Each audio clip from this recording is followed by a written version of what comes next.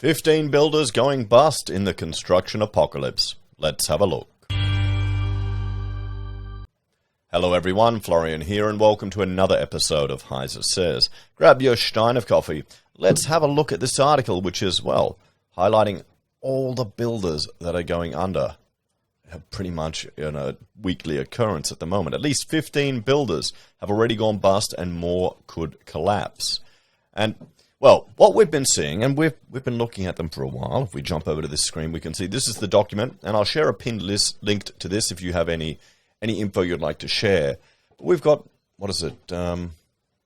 23 builders that we've picked up on, 22 builders that we've picked up on that have gone under, and there's many more. These are only the ones that have been in the media or the ones that we've happened to just catch when they were liquidated. And what I'm interested in is, as an architect, of course, what sectors are getting hit most. I have the argument and the theory that our overheated housing sector, because of, well, government coming to the rescue, and see that blue line down the bottom there, that's the home builder just shooting up housing approvals. The overheated housing sector is what's bringing a lot of these builders to the wall. And most of them seem to be playing in the domestic spec home type of sector, or multi-res sector as well. So a lot of that is foreign money, guys. I remember tendering on jobs where it was just purely all Chinese money. It was whether if was the depending factor on if a project would go ahead or not. So let's have a look at this article. At least 15 builders across Australia have collapsed within the past year, and there are fears more fall. Yeah, well, we are going to see more businesses get into trouble. But what's going to happen is people are going to keep kicking the can down the road. We're going to try and do our own individual, reserve bank or government, but we don't have the same capabilities that they do. So small business owners will start chucking their own money at their business to keep it going. They'll do a redraw off the mortgage. They may borrow some more money. They may pay bills on the credit card that they shouldn't have. They may sell some stuff and chuck money in the business just to keep it going, just to get it across the line. And we're seeing this. We're seeing this in article after article where builders, small operators, are, funding profitless projects in a profitless boom from their own resources. Now, that's where it may be sensible to wind up before you get into that situation. And no one's going to win in this. This has all been a mess. This is a combination of an overstimulated market, artificially stimulating it through government incentives, insanely low interest rates, and supply chain, weather, and pandemic issues all coming to a head at once. I mean, all of it, really, if we go right back, is to shutting down the economies over the world. You can't... I got that. I got that in my stein of coffee. You can't really, turn the car on and off of the economy and be surprised that it takes time to get running again. I'm going to have a shot of this pen-infused coffee now. For many builders, the soaring price of materials and labor, compounded by COVID-19 delays, have eaten away at their profits. I mean, see, that's the thing. Even my tiny little project here, my house renovation, I've been delayed by months because of the weather. The weather has really delayed us, and there was other issues getting materials and things resolved.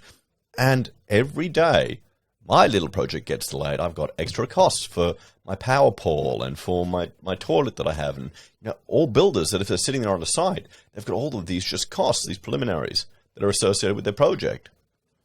The longer it takes out, well, those are costs. It means that many have been unable to complete their jobs, including small and large companies. Desperate families across Australia are now out of pocket and struggling to make ends meet. Here is a breakdown of the main builders that have gone under in the past year. ProBuild. The Brisbane-based company was placed into voluntary administration in February, leaving more than 750 jobs hanging. It came after ProBuild's parent, WBHO Australia Group, went into administration, leaving the construction giant and 17 related companies in limbo. At the time it was revealed, the firm had annual revenues of $1.4 billion, with 18 commercial and public sector projects at various stages of development. Condev. The Gold Coast-based construction company went into liquidation after its owners, Steve and Tracy Marius, were unable to secure a reported $25 million bailout from developers.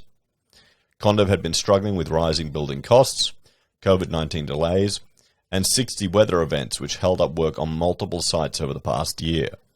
Notable projects in Condev's reported $1 billion development pipeline include the Cairns Waterfront in Surfers Paradise, Brooks Residence in Varsity Lakes, and Jindy Apartments in Palm Beach.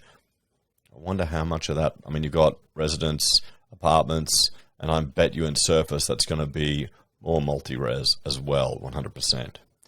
Antondo Homes, 40 customers, a small franchise of Antondo in Hobart. Just $1 million in liabilities, guys. Pivotal. Gold Coast construction firm went under in May with more than 200 new homes being thrown into chaos. Managing Director Michael Irvin revealed at the time rising labor costs and construction costs were the main reason the company was forced into liquidation. You know, it's just, we're seeing a few here on Gold Coast, in Victoria, in Hobart. This is an Australia-wide phenomenon, everyone.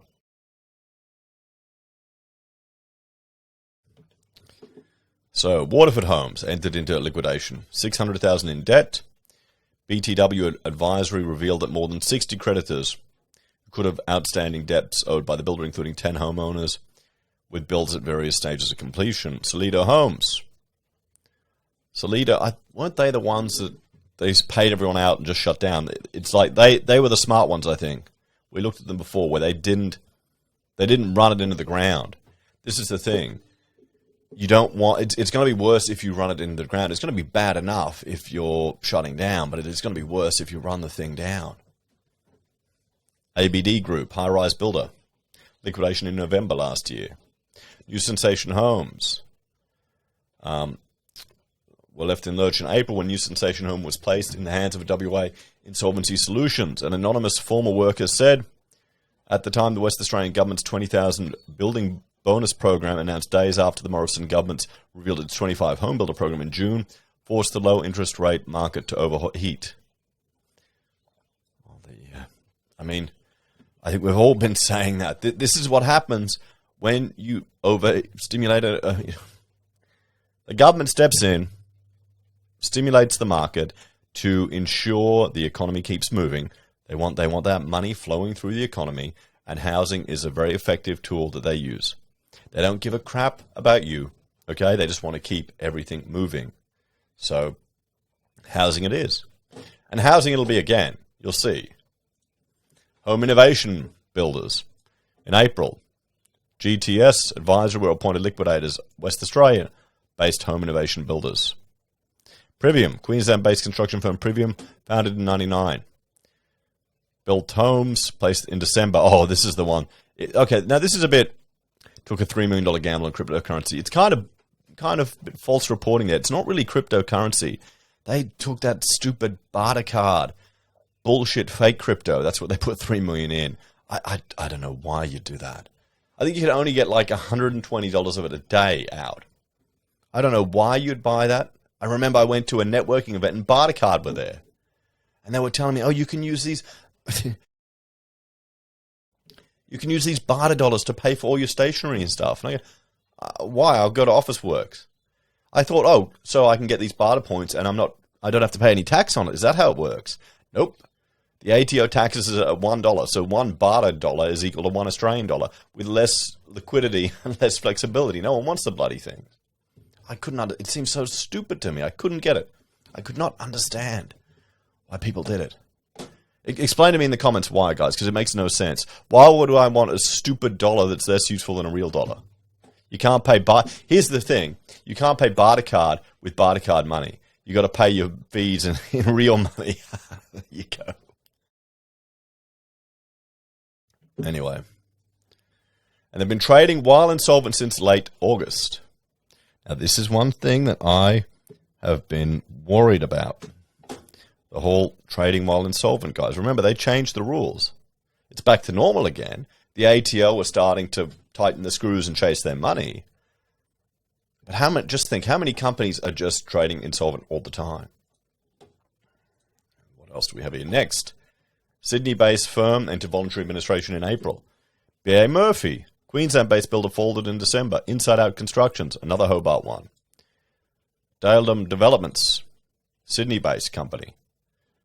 And Pindan Group was shocked. Building giant Pindan collapsed in May. 1,400 creditors, owed $80 million. Now you've got to realize all of these creditors, many of them are tradies, small business people, it's going to flow through the economy, guys. But most of these all seem to be in the residential sector. And like I said, time and time again, we've got a government that just loves juicing the market, guys.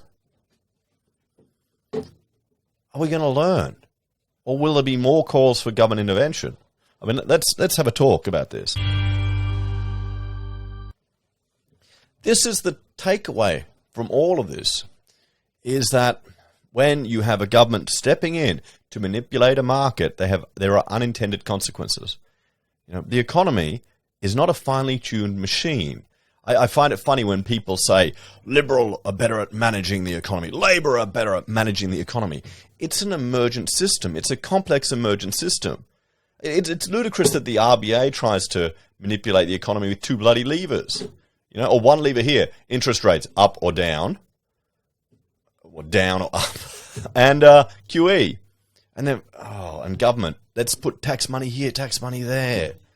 At least the dialogue around that MMT rubbish is starting to disappear. Hopefully that won't get any more credibility. But we need to realize what's causing all of this. It's because the market was artificially overheated. That's why. Sure, it would have been bad anyway with all the supply chain issues, but they've made it insanely worse. Because how many of these builders have taken on jobs which in normal times would be reasonable, you know, or they would be busy, but now because it's so bloody overheated, because everyone's future project has been brought back, or brought forward, you've got, instead of 5 projects running at a loss, you've got 20. So you've got to wind up. 5, maybe you could have made it through. You know, would have been time. Wouldn't have been as crazy. It wouldn't have been so much demand on labour and trades. Those prices wouldn't have gone up as high. This is what happens. This is why you need to advocate for smaller government, less intervention in all aspects of it, guys. We need to start creeping it back. Creeping it back. I mean, maybe that's too big a dream. We need to have the dialogue for people to actually consider a reduction in the scale of government and intervention in the economy. But I don't know, people are getting worse. The younger people are thinking more and more we've got, you know, free markets to blame for all this shit. When, you know, housing, I can't afford housing. You know, I can't afford to have kids. Blame the free market. Let's all embrace communism. I mean, come on. Anyway, guys, thanks for watching. Let me know your thoughts and opinions on this one. Do you think I'm being overly, naive in the belief that we could even get Australians to think about the idea of reducing government? Do you think it's possible? Maybe.